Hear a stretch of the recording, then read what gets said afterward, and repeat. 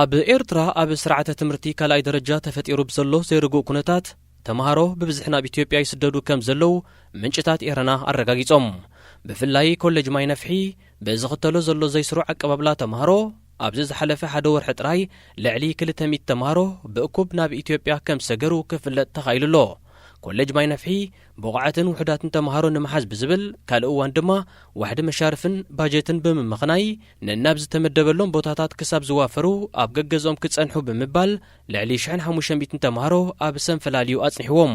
ብዘይካዚ ሃገራዊ ፈተና ይኹን ፈተናታት ማእከላይን ካልኣይን ደረጃታት ኣብያተ ትምህርቲ ካብቲ ዝወሃበሉ ዝነበረ ዕለታት ሓንሳ ክቕድም ካልእ እዋን ከዓ ክድሕር ዝብል ውሳኔታት ሚኒስትር ትምህርቲ ወሃብ በምህላው ሓደ ካብቲ ተፈጢሩ ዘሎ ዘይርጉእ ኩነታት ትምህርቲ ኤርትራ ምዃኑ እቶም ምንጭታት ኣረድዮም።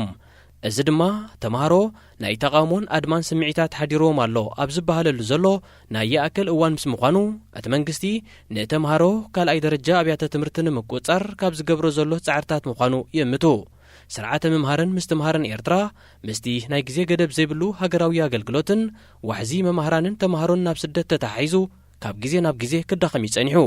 ብሰንኪ እውን ኣብ ስሩዕ ኣካዳሚያዊ ዓመተ ትምህርቲ ንጥፈታተን ክጅምራ ዘይከኣላ ሓያሎ ኣብያተ ትምህርቲ ከም ዝነበራ ኣብ እዋኑ ተገሊጹ እዩ።